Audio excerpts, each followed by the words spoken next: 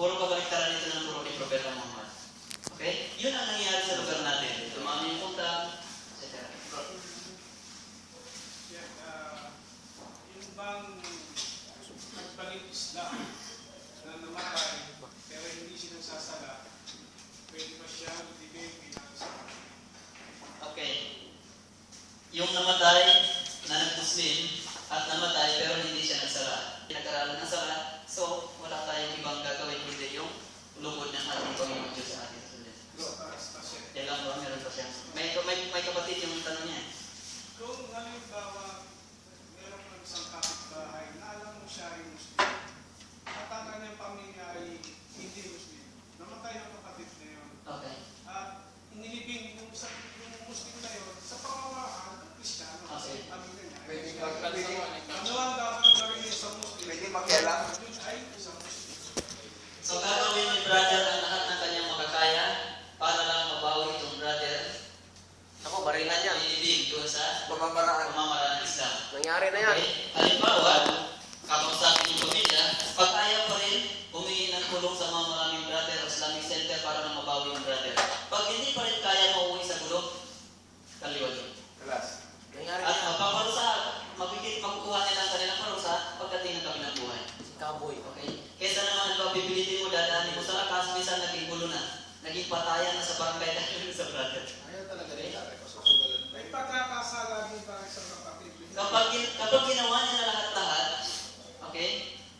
At least ginawa niya na lahat-lahat, wala na siya pagkakasala doon. At least sinubukan niya. Kung hayaan niya yan, Hinayaan niya, hindi naman sila gumawa ng aksyon, maaaring magkakasala.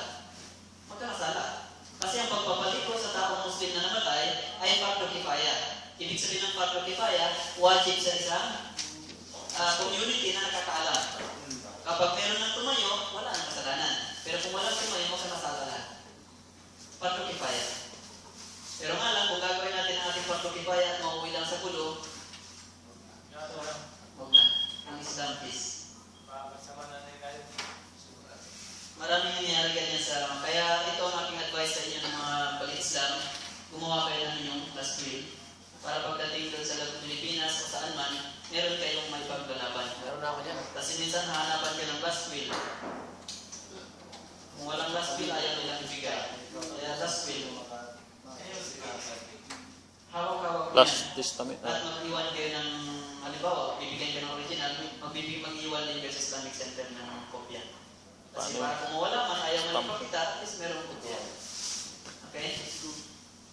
So si brother may tanong, tatlong ba yung alam ko kasi kahit Yes, brother bro. For example, ako sa sitwasyon ko, ako lang yung Muslim. Pamilya ko, kung pamilya ko Kristiyano, sino mag-aasikaso sa akin just in case compound namin for Christian? Sabi nga bro sa last week mo eh. Kung may last will ka, at mayroong Muslim na nakakaalaman na matay ka, yun ay obligasyon nilang nasikasuhin ka. Okay? Pero kung wala nakakaalam, Bansa mo ka. sa lakas ba nakakaalam naman.